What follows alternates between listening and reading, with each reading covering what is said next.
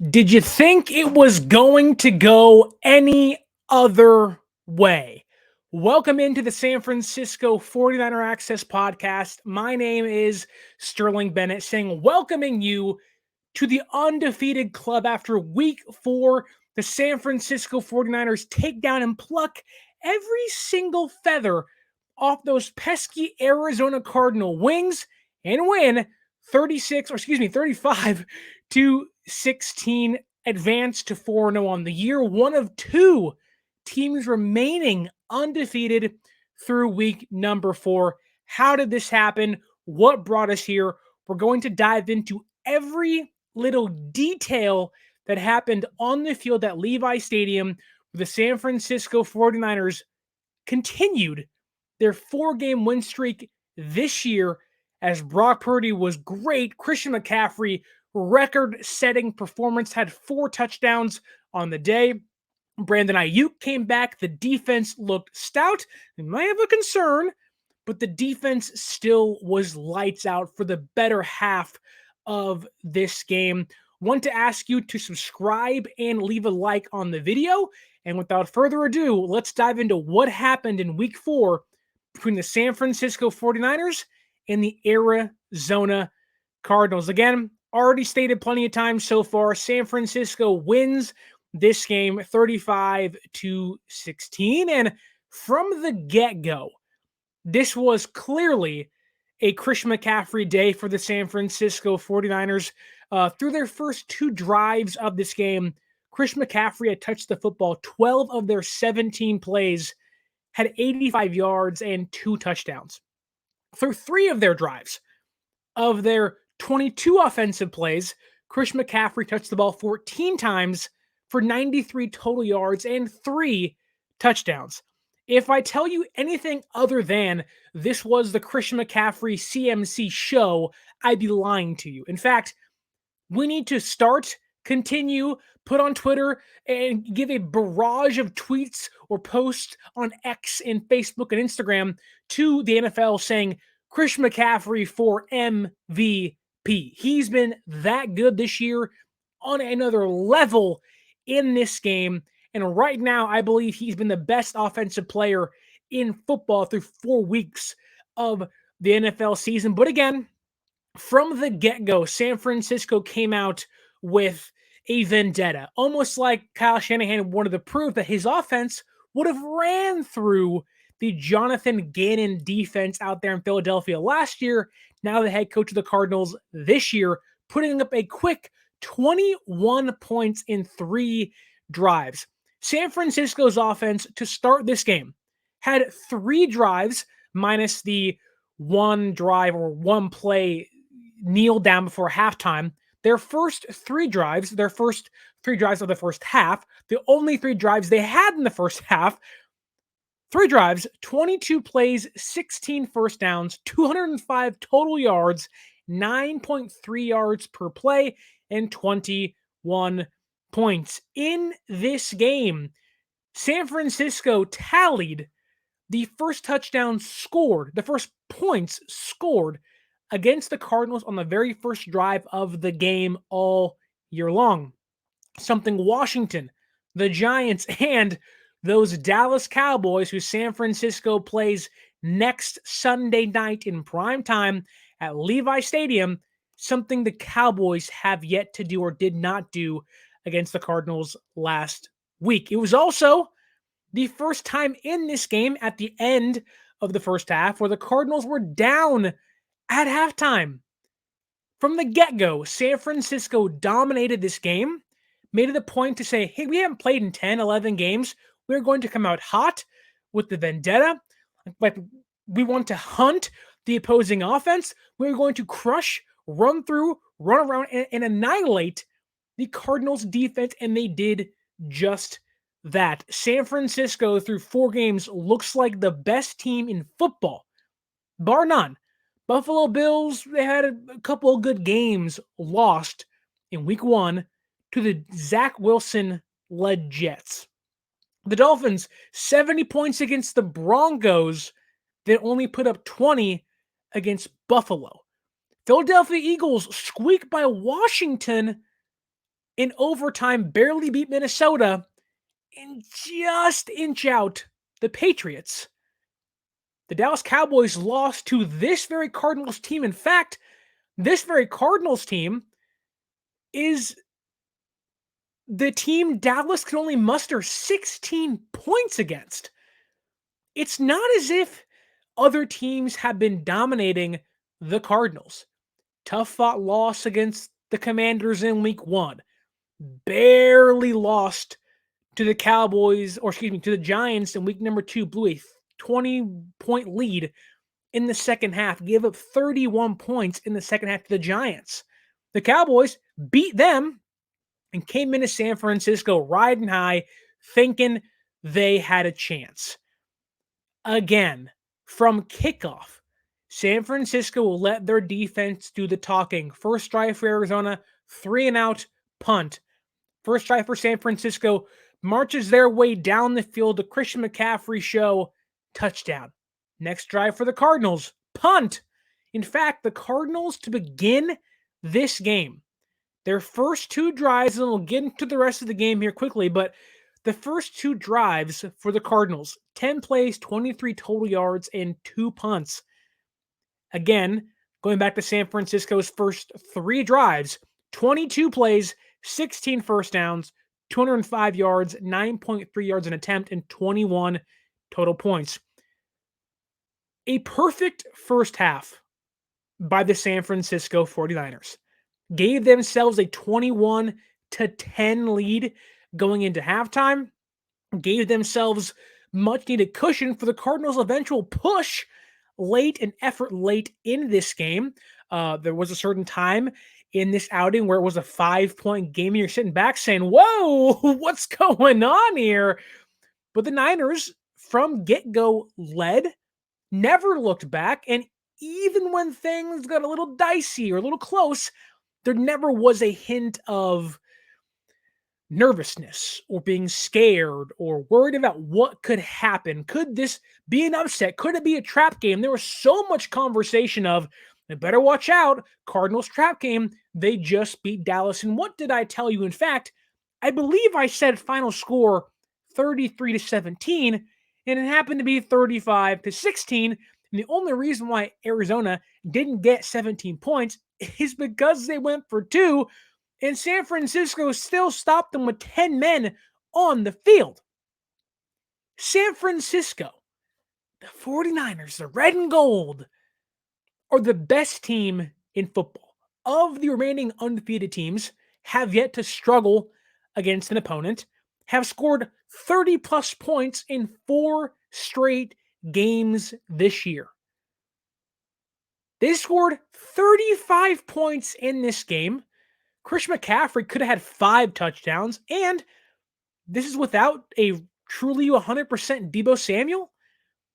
And sticking with the offense, let's talk about Christian McCaffrey. Let's dive into his day, his outing, because I've already stated plenty of times so far, MVP, MVP, MVP. Christian McCaffrey in this game, 106 yards on 20 carries and 3 touchdowns just on the ground. Through the air, 7 catches, 71 yards, and 1 touchdown. Coming into this game, just into this game, before he scored 4 touchdowns and had over 170 yards total from scrimmage, he was projected, if he kept up his pace through 3 games, to have exactly 2,000 yards on the ground and 17 total touchdowns. I wonder what that projection might be now. We've seen quarterbacks struggle throughout the year. Mahomes threw 2 interceptions against the Jets tonight. Dak Prescott threw a pick, a game-sealing pick against this exact Cardinals defense. We've seen Josh Allen give games away with 4 turnovers.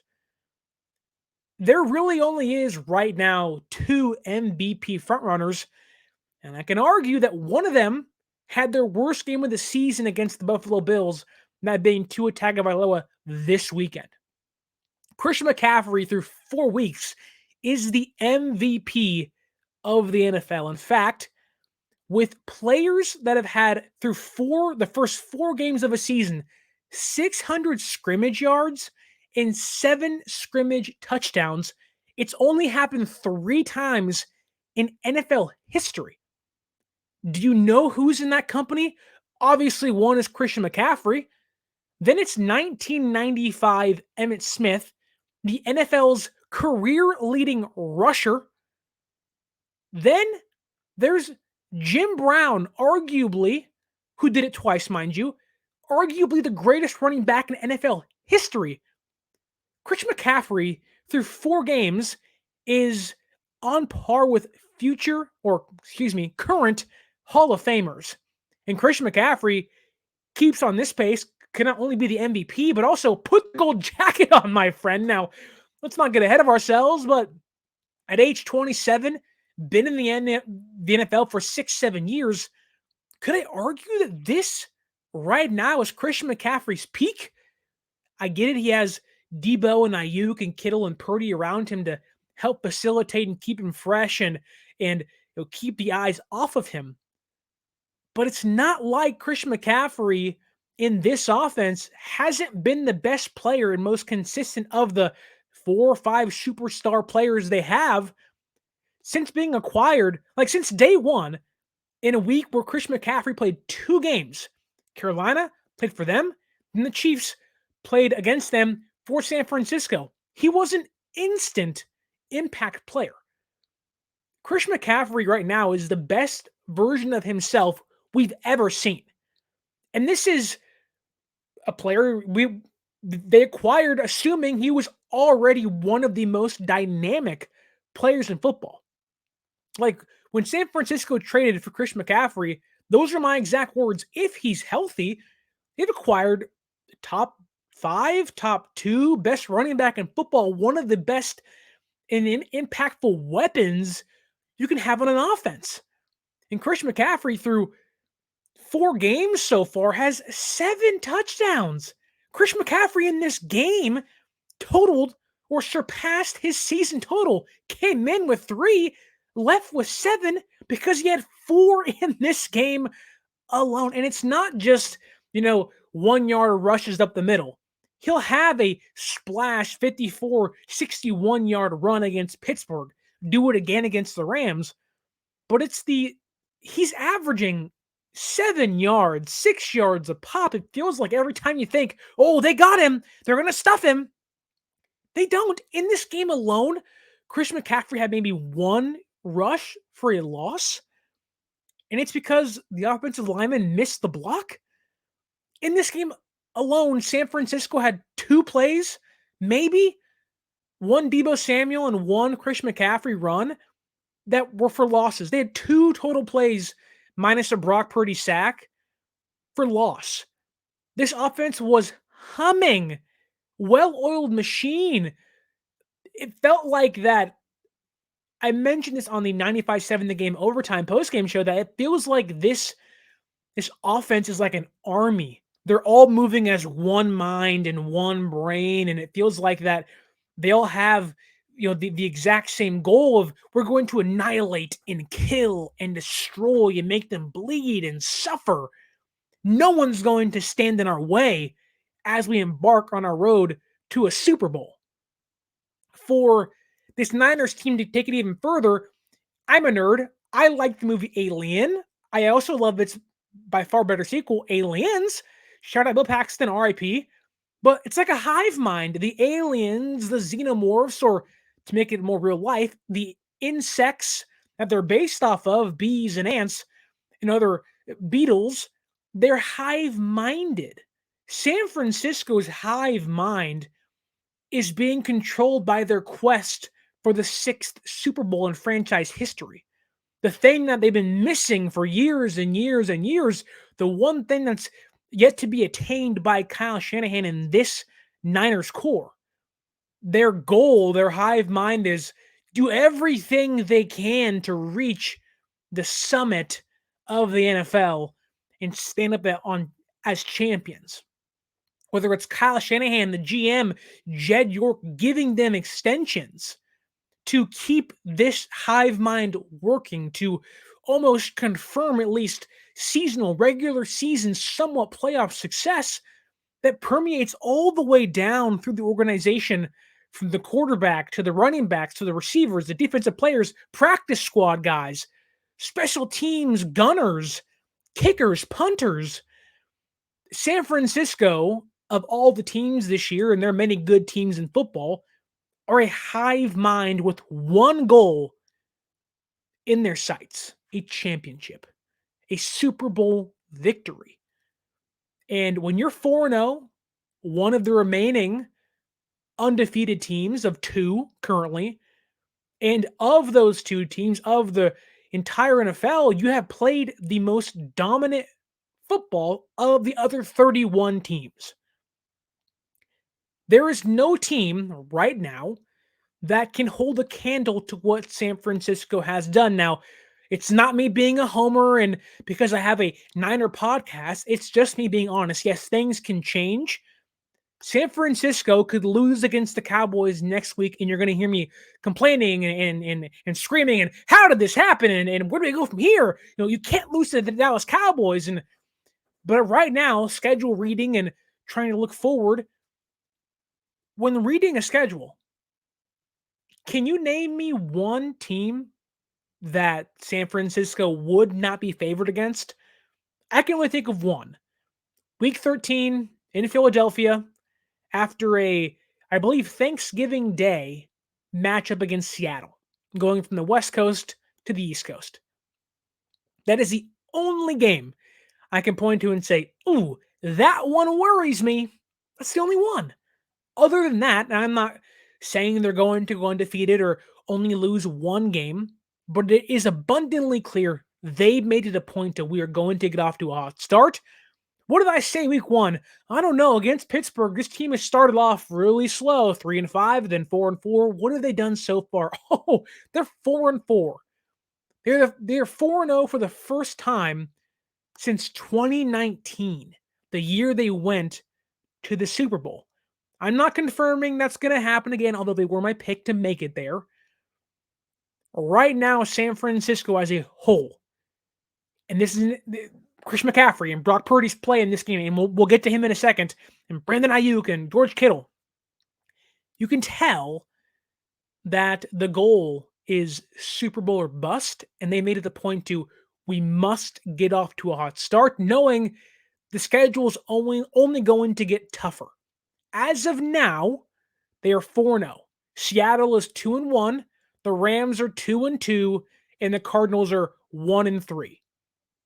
If Seattle loses on Monday, when this podcast comes out, when you're watching and listening to this, if Seattle loses that game, San Francisco holds a commanding 2-game lead, not only in total record being 2 games above 500 over Seattle and the Rams, but would also carry a 2-0 record in the division over those teams like the Rams and Seahawks, who, of the 4 teams in the division, are their only true competition. But as of right now, there is no one, like I've already stated, that holds a candle to what San Francisco has done, NFC or in the AFC. They're just too good. Yes, I've heard plenty of people say they haven't played anybody. You can only play who's on your schedule, and we will see what the San Francisco 49ers do against the Dallas Cowboys in prime time in the final game of a 3-game homestand in which they're undefeated thus far. It feels like at this moment, I would like to think in the numbers and the Vegas would favor San Francisco by 2.5 points at least. And in this game, and we can get into nitty gritty here, Deebo Samuel played, did nothing, wasn't healthy enough to do much. Gave him 3 total carries, and that was it. A non-factor. You had Ronnie Bell and Ray McLeod making catches down the stretch of this game. Jordan Mason getting catches and carries down the stretch of this game. This was the CMC, Purdy, and Aiyuk show on offense. George Kittle, who pointing to last year, him and Brock Purdy had amazing chemistry. Against the Giants last week, 7 catches, 90 yards. You thought is he breaking out? Is this the game? Even I had said, he's back, folks. He's back. San Francisco tucked this little George Kittle card back in their sleeve and said, we'll use that for later. We don't need you today. They said, for Dallas, we'll save him for Dallas. Deebo Samuel, we'll save you for Dallas and the Browns and the Bengals and the Vikings. It was almost as if San Francisco this year has, I don't want to say toyed with their food, but for as good as their offense is on paper, they've only needed 2 of their stars in 4 games. Week 1, McCaffrey and Aiyuk. Week 2, Deebo and McCaffrey. Week 3, Deebo and McCaffrey. Week 4, Aiyuk and McCaffrey. And Kittle had 1 big game again against the Giants. But right now, it's very much been a pick your poison. We have so many guys that can dice your offense up. You can't or you won't stand a chance. And getting into Brock Purdy's day, I don't know if this was Brock Purdy's best game so far. He was 20 for 21, had 2 touchdowns on the day, had 283 yards. At one point in this game, dating back to last week against the Giants, had completed 22 consecutive passes, a career high for the second-year quarterback. Brock Purdy in this game was 19 for 19, I believe. Insane. His first incompletion was in the third quarter with 10 minutes and 52 seconds left. And I want to commend Kyle Shanahan because this is a game you point to and say, run the football, give it to Mason. If Mitchell was healthy, give it to Mitchell, give it to TDP, McCaffrey, get a lead, play keep away, and by all intents and purposes, you can escape with the win and no one gets hurt. Shanahan has bucked that entire trend. Same way against the Giants. Run the football, get out with the win, short week. Shanahan has said, no, I want to throw and be aggressive. We are seeing Kyle Shanahan. We even saw in the first drive of this game, 4th down, 4th and 4. What does he do? He goes for it. What does it lead to? Touchdown. Shanahan has gone for it, I believe, 3 times on 4th downs this year. Gotten all of them. And every one of those drives, I believe, has ended in points. Maybe even touchdowns. Whether it's the Brock Purdy effect or just Shanahan being gutsy, knowing that he's playing opponents that are weaker than his team, Shanahan has been more aggressive. We're seeing him, I don't know if it's the frustration of not winning a Super Bowl and being upset and saying, I'm going to make sure you know how good we are and assert our dominance early in these games and make sure that you can't catch a breath or feel like you have an ounce of momentum. It feels like Kyle Shanahan, for once, has maybe developed a killer instinct. Now, we got, 13 games to go, and we'll see how it plays out. But through 4 games, there's a killer instinct growing in Kyle Shanahan. He sees red sometimes. And I love it. It makes me feel happy, good, that it's almost like when you're frustrated with your work or relationship or your family and you just had enough and you're so done and you're just, I'm going to snap and break and whatever it is. Now, maybe it isn't healthy to do stuff like that. Go see a therapist, please. BetterHelp.com. But in football, in a physical sport, you want to have that killer instinct, that dog mentality. And the players certainly have that, and Kyle Shanahan wants that out of his players. But sometimes you want that out of your head coach. And it feels like Kyle Shanahan has or is growing that killer instinct early in games, and we're seeing it late in games as well. And it's like, yes, Kyle, yes, continue to do this. We need this if you want to get to the mountaintop. But back to Brock Purdy. Brock Purdy threw... This is a crazy stat. Brock Purdy threw 1 completion in this game. Patrick Mahomes against the Jets threw 2 interceptions. Patrick Mahomes threw more interceptions than Brock Purdy threw incompletions in this game. That's crazy. Like, people can say, well, he dinked and dunked his way down the field. Did you watch that Chiefs game? Patrick Mahomes has been dinking and dunking the entire season. Now, Mahomes is Mahomes, and I get it. He's special. He's a freak. He is the Steph Curry of the NFL. I get it. Watch their offense. They have no deep threats. It is very much dink and dunk, 5 yards, 15 yards. They had not, before tonight, had a completion for a touchdown over 10 yards. That's insane. Brock Purdy did that week 1. I'm not saying Purdy is better than Mahomes. Don't get me wrong. I'm just saying that Brock Purdy, what he's done this year, everything is aligning for San Francisco through 4 weeks. Pittsburgh, pretty good defense. Not great, but pretty good. Rams, they're okay. Barely beat the Colts this week. By the way, Anthony Richardson, my goodness, I love you. I love what he's done so far. He's breaking Cam Newton records and Mike Vick and Lamar Jackson records for 4 games.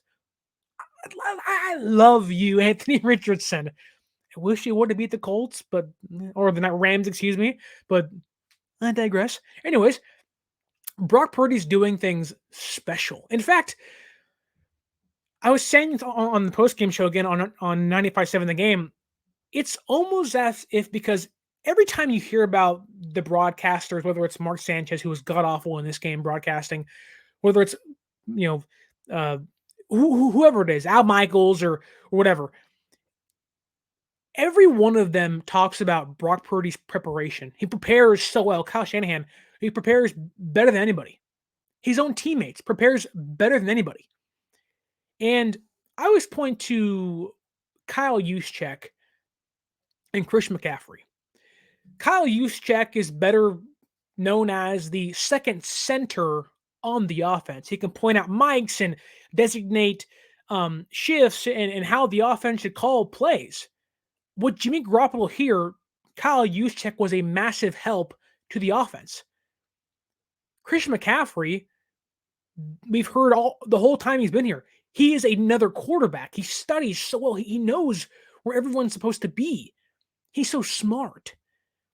For Brock Purdy, it almost feels like he's studying where he needs to be, the ball needs to go, but also where does the running back need to be? Where is the offensive line shifts and where is the blocking going to maneuver? Where's the fullback, the tight end, the receivers going to be? So he knows when to bail out of the pocket or to see his first read and say no, second read, yes. To trust Christian McCaffrey if he's going to be in the exact spot he's supposed to be in. There's a play in this game, I believe it was on Christian McCaffrey's touchdown catch, where he hikes the ball, shifts to his right, looks to his right, finds no one, instantly flips the hips, and it's boom. Almost like he knew Christian McCaffrey was going to be there, and what does CMC do? Catches it 18 yards for a touchdown. Brock Purdy, his intellect is another level. I don't want to say elite because it's been, 14 games or whatever the number is so far for him. But it feels like that he prepares in a way where he knows where every player is going to be on the field any given play. Or if it breaks down, he knows where Aiyuk or Deebo or Kittle or McCaffrey are going to be to execute the play perfectly. Now, I'm not calling Brock Purdy a perfect quarterback, albeit only one completion today, a 95% completion percentage in this game, one of the best of all time.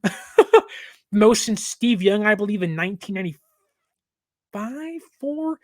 Either way, an insane record for Brock Purdy. But it's almost as if, he doesn't possess the physical traits. He's not 6'5" or 6'4", 220 pounds. He's not Josh Allen with the gigantic arm and going to run through you, or Lamar Jackson and going to run right by you and very shifty and elusive.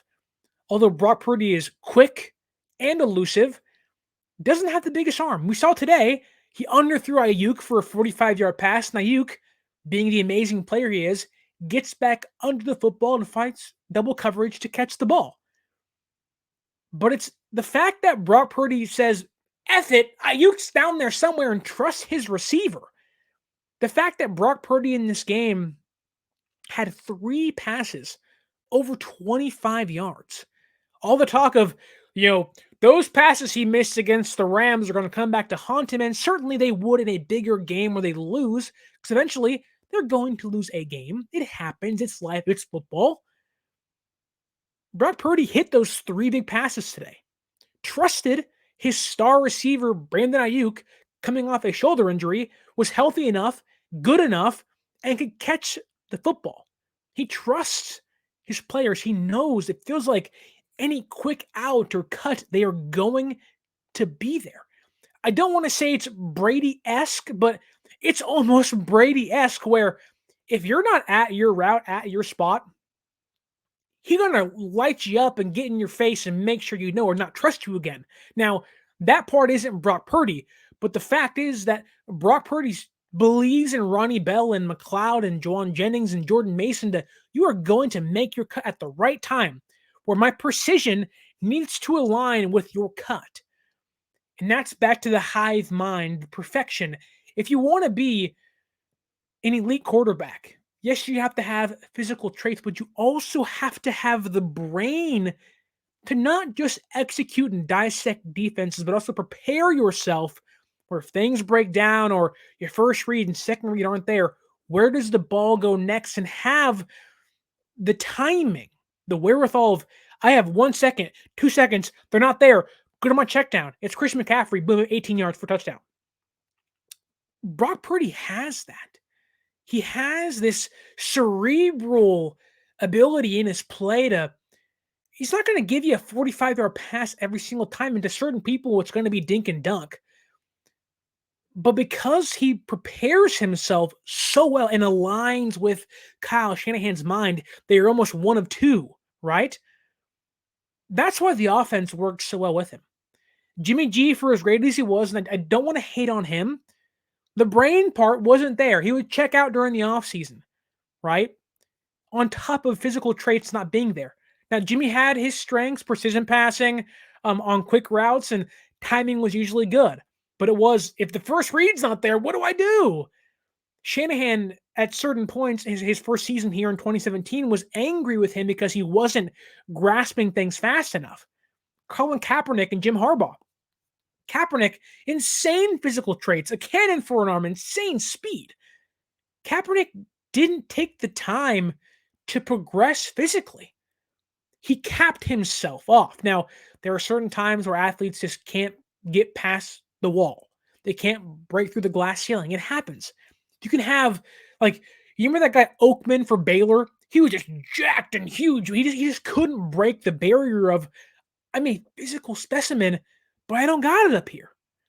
Brock Purdy doesn't have a cannon for an arm, but he's quick enough, he's twitchy, he's elusive, and he's smart. He prepares better than anybody. What can give you or help you overcome your physical or lack of physical traits? The brain. The brain is, in fact, the most important muscle in any sport or life. Who are the elite of the elites money-wise? Smart people. Drew Brees wasn't the biggest guy. He had a great arm, I get it. He's short. Halftime, he's, trying to see over the offensive line like, whoa, what's going on? What's going on? How many times did you see them do cutaways to him throwing a football? He's like, I can't see. Trying to find my guy, over the linebacker and over the defensive tackle. Brock Purdy doesn't have to do that exactly, but he has to overcome the lack of arm strength by his mind, his brain. And it goes to show how great he is. And I can argue Christian McCaffrey for MVP, Brock Purdy might be in the MVP conversation as well. When's the last time through 4 games San Francisco has had 2 MVP candidates? Not with Shanahan. I can't think of any for Harbaugh unless I'm forgetting somebody. Really, this is the first time since maybe Garcia and Owens or Rice and Owens, you point to and say, wow, they have 2 MVP candidates through 1 month of the season. I mean, Brock Purdy in this game. I already talked about the pass to McCaffrey, but it's 4th and 4, 39-yard line, quick out to Kittle, boom, first down. Deep shot to Aiyuk, 42 yards, trusts his receivers. There's a play, 3rd down, hikes the football, his first reach to Aiyuk, gets him back shoulder, keeps him in bounds right past the sticks. Brock Purdy through this game, only 21 passing yards, 283 yards through the air. He had more yards on 21 attempts than Josh Dobbs had on 41 attempts. Hear that again. Josh Dobbs had 20 more attempts than Brock Purdy, had less yards per attempt, and had less total yards in the game. Brock Purdy, by all intents and purposes in this game, was borderline perfect, but has been a top 10 quarterback in football. I can argue, and I'm not saying by the end of the year he'll be that, but through 1 month, Brock Purdy has been a top 8, top 6 quarterback. When I think of quarterbacks I'd take over Purdy, Mahomes, maybe Josh Allen, Tua Tagovailoa. Let's see. No, not that guy. Not Jalen Hurts. Maybe Justin Herbert. Purdy's number 6. I'm not taking anybody in the AFC South. I'm taking nobody in the AFC North. Maybe Lamar, but even Lamar's had his off days here and there. Even then, if you want to take Lamar, that's fine. Brock Purdy's the 7th best quarterback in football so far this year. This team is humming, running at all cylinders, and we've only talked about 2 players so far in this game. Brandon Aiyuk, quickly here. Again, 6 catches, 148 yards through the air. Just incredible. Had 3 catches over 25 yards, had a 42-yarder, a 25-yarder, and 34-yard catch. Incredible. Yeah, Christian McCaffrey, who I missed this stat, had a touchdown in 13 consecutive games, passing the greatest player of all time in Jerry Rice, out there hurdling freaking suckers, just boom, over the air. It felt like everything's coming easy for him right now. He's playing, Tecmo Bowl as Bo Jackson. He's playing Madden on a rookie with the sliders all the way up. He's just so good. He had a career high 4 touchdowns, matching since the last time it's happened, Raheem Mostert in the NFC title game against the Packers in 2019, 2020. I mean, Christian McCaffrey is putting up legendary all-time numbers through 4 games. Now, we can shift things over and we can look at the defense for a second, because truly there only really was 3 players on offense you can point to. The offensive line was fine, only allowed 1 sack. There really wasn't much. Williams missed 1 play, the Deebo stuff that ended up being a loss. Then McKivitz missed a play on the sack, which was also a loss for Purdy. But other than that, I am not worried about anything offensively. In fact, I could argue that right now the offense is playing much better than the defense. And the defense has allowed what? They allowed 6 points, I believe, in the second half. They've allowed 18 total points through 4 games in the second half alone. Hear me again. San Francisco's defense has allowed a total of 18 points in second halves, I believe. That's crazy. Divide that 18 by 4. 4 points, 4 point, I don't know, 1, 2, 5, whatever it is. In second halves this year, San Francisco was basically saying, you may get a field goal and nothing else against us. Their defense is borderline pitching shutouts in second halves, where if San Francisco gets behind, which, keep this in mind, San Francisco through 4 games has not trailed by any points at halftime.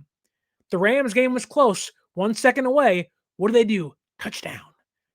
San Francisco has yet to trail at halftime in any game so far. At worst, they've been tied. In every single game so far, they scored 30 points and won by almost 10. Almost 10. And the only reason why the Rams game wasn't by 10 was because Sean McVay kicked some BS field goal. San Francisco, their average margin of victory is almost 10 points. In fact, I'm sure it's around 15 points. They've been that good this year. Granted, against not so great teams, but the offense is playing at an all-time high. Folks, is this what it was like to play with Walsh and Montana and Rice and Taylor and Dwight Clark and Roger Craig? It feels like this is how it was supposed to feel, because right now we're looking pretty darn good, and I can argue this is the best Niners offense since 1995, 94, when they won a Super Bowl against the Chargers. Like, this is impressive as to what this team has done. The defense, just like the offense early in this game, was out to hunt, make a statement. Dre Greenlaw, Fred Warner, 20 total tackles between them, 16 solo, 10 apiece came to total. Insane. These guys are flying around all over the place. And coming into the game, I talked about how San Francisco was going to have their hands full with James Conner and Joshua Dobbs' running ability. No, he isn't Lamar Jackson. He's not Josh Allen, but he can extend plays, is not going to give the game away for you. What did San Francisco do? 48 yards on the ground for Josh Dobbs, longest play 20 yards. James Conner, 56, 52 yards on the ground? Right now, or their two biggest running threats did nothing. James Conner came into this game, the NFL's fourth highest leading rusher, had under 60 yards. Want to know why? Fred Warner and Dre Greenlaw. These guys were flying everywhere. Keshawn Gibson was hyped. He wanted to hit somebody. They were playing extremely hard. And I know fans will point to, where was Nick Bosa and where was Drake Jackson? Keep in mind, Nick Bosa was PFF's highest defensive graded player through 3 games coming into this game. I would assume he left probably the same. Excellent in run defense. I know he didn't have a sack, and fans go, I like the puck score. Where's the sacks? Where's the sacks? Who cares? We knew coming into this game it was going to be important that Hargrave, my dog snoring back there, that Hargrave and Eric Armstead, he's really snoring back there. Having a great sleep. I wish I was too. It's late. But Hargrave and Armstead and Kinlaw, they are going to need to have great games in front and expose the Cardinals' weak left guard Wilkerson and the center Freeholt, who was off the field and on the field and off the field and on the field in the fourth quarter. It was weird. I'm not sure if he had a concussion, didn't get checked, but it was weird.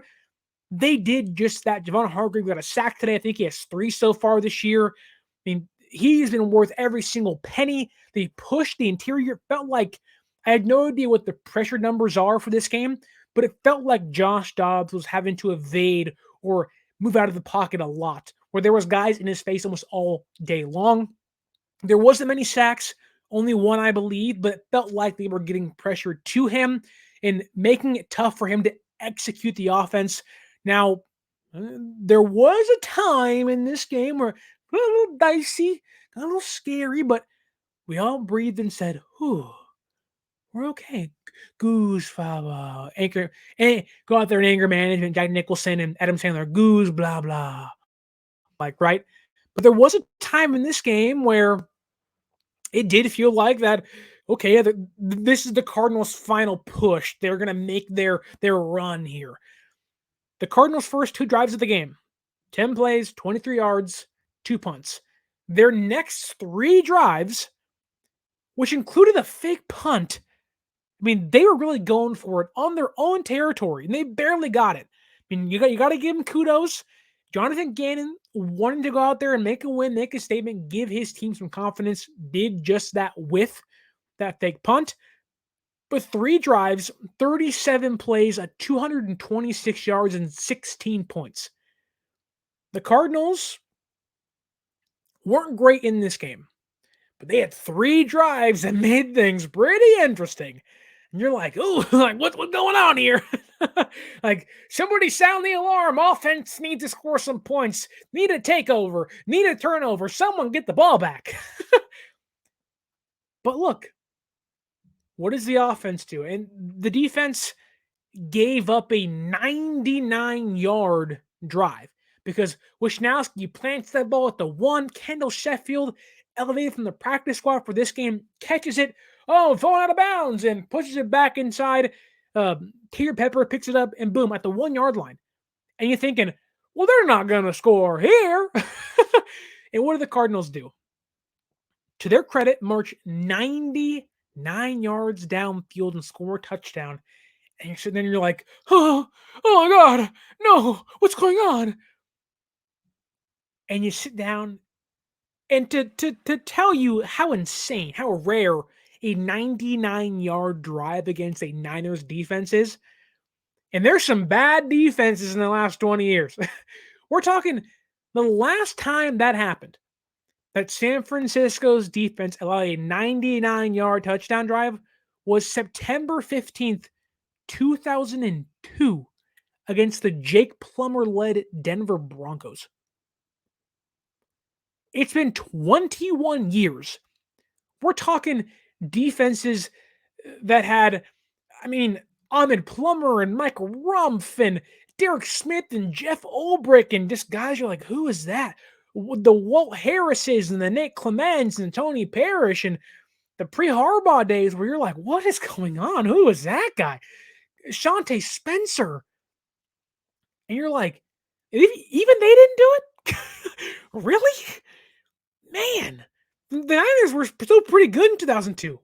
Well, man, they weren't great, but they were still pretty good. And you're like, took 21 years? And you're sitting back and you're like, man, okay, like this is not great. And to be fair, the Cardinals did make some big plays to get themselves back in this game. Hit a huge play action pass 41 yards downfield to Hollywood Brown.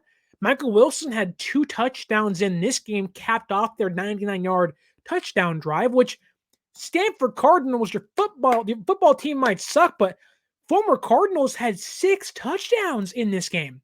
McCaffrey had 4, Wilson had 2. I mean, these guys are burners. They're fast. And in this game, San Francisco coming in was allowing 0 of 8 attempts. So on 8 attempts, opposing offenses had 0 completions of 20-plus yards, plays 20-plus yards, had been allowed no big plays. Joshua Dobbs of all quarterbacks had 2 in this game. So if there are areas to point to and say that might be a concern, or, we won, but it's a very small, tiny but. It's not a Kim Kardashian or a J-Lo. It's more of like a Mila Djokovic or someone else. I have no idea. I mean, it's all due respect to Mila. I'm just saying. It's funny. I watched The Fifth Element yesterday, and I have the Corbin Dallas multipass in my brain. I can't let it go. She was saying it so much. It's a great movie, by the way. Fifth Element, Bruce Willis, Chris Tucker. It's a good movie. Underrated if you haven't seen it yet. But I digress. Back to football. The Niners in this game, or coming in, had allowed no big plays.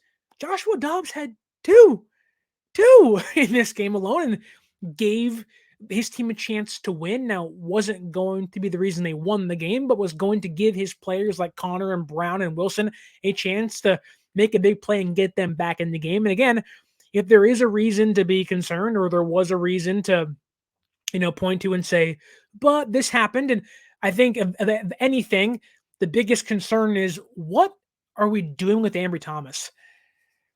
I like Ambry Thomas. I think he's a fine depth cornerback, but we know the history here.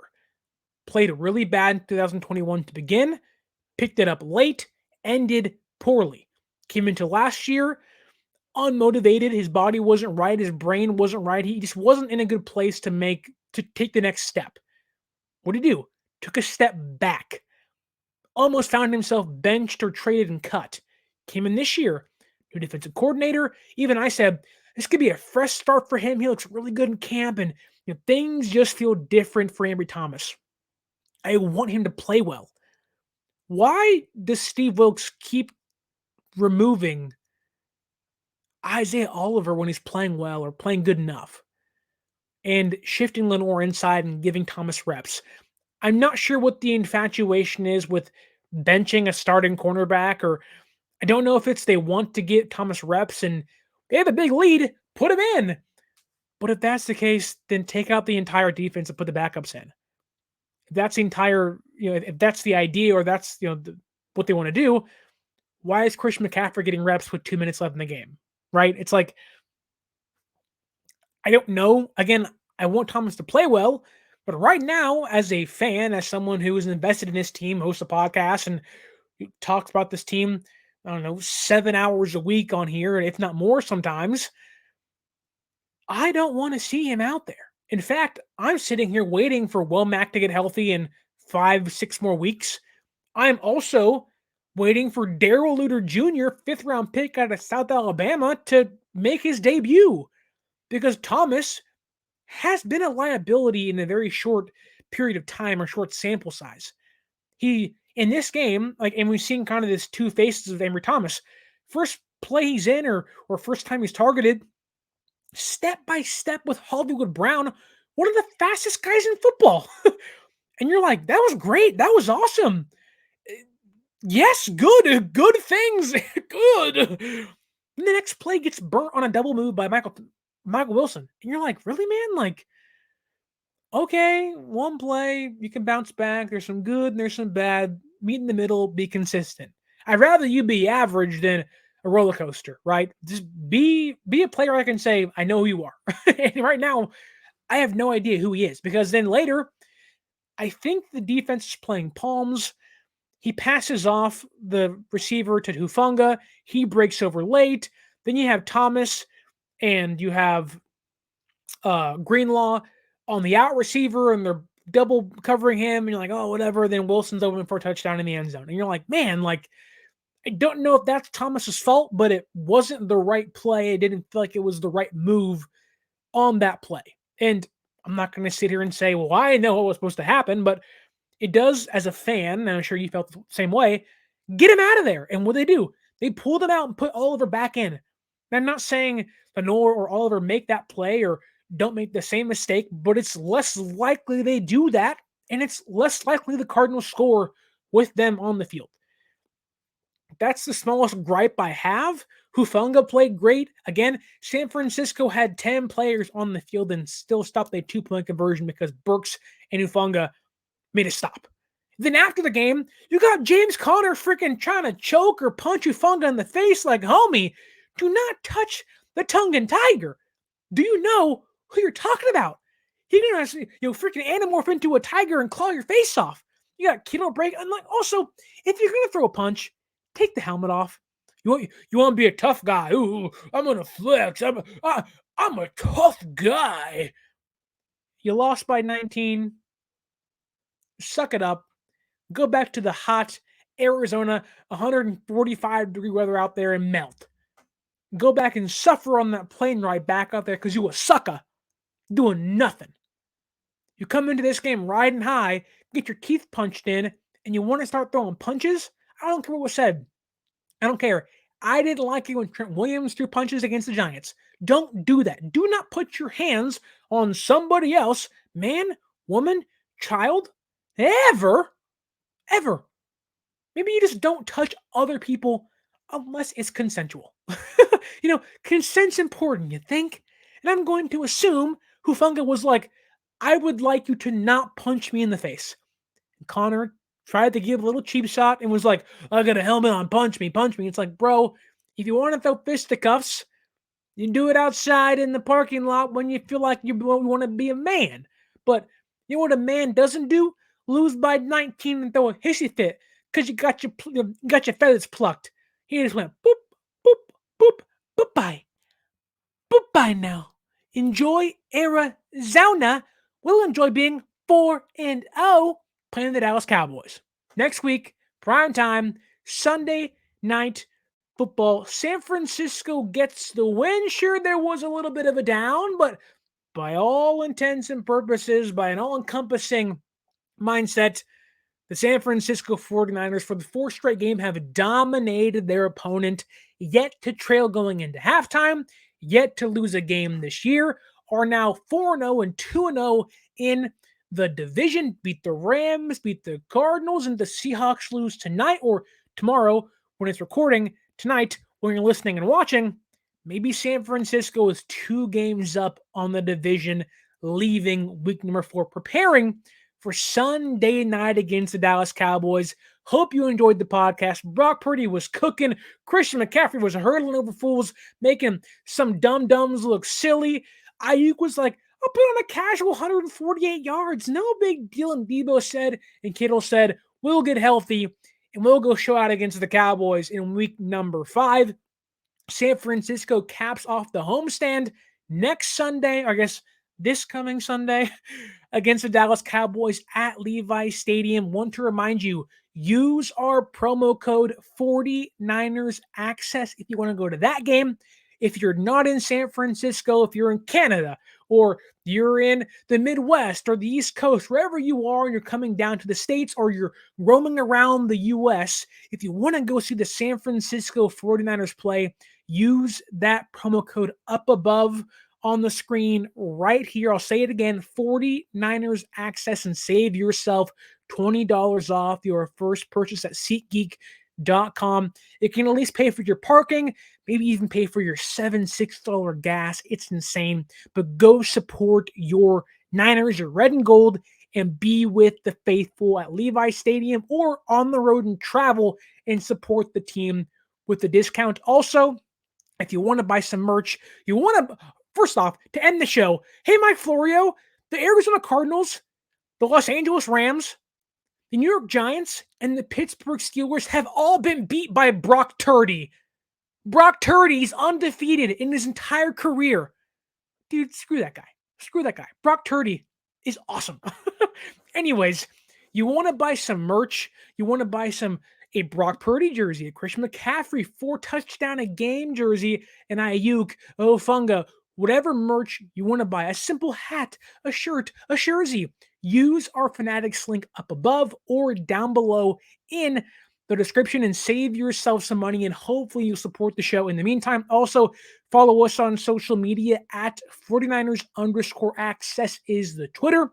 That's where you're going to find updates, stats of the game, stats of how crazy good Christian McCaffrey is. It's also where you're going to find updates on the team, roster moves, and podcast posts of the links to click, where to find the show. It's all going to be on Twitter. Many of that applies to the Instagram as well, at 49ers.access. Posts, updates, everything about San Francisco and the Niners are going to be on those 2 platforms. Want to ask you kindly to leave a like, leave a review on the video or the podcast you're currently listening to. Look, you can put whatever you want in that review. You can say, this show sucks, or this show's awesome, or go CMC, go Brock Purdy. Let's get the CMC MVP hashtag working on social media, and even put it down in the comments or on the review I'm asking you to leave. You can put 5 stars. This show stinks. Hashtag Brock Purdy for MVP, or smells like Brock Purdy in here in the review. Give it 5 stars. It still helps the show no matter what. Again, leave a like on the video. Hope you enjoyed week number 4. Undefeated, folks, and we're not going anywhere. The best team in the NFC, not record-wise just yet, but hopefully by week 5, that changes. My name is Sterling Bennett, saying thank you for watching, thank you for listening, and until next time, stay faithful.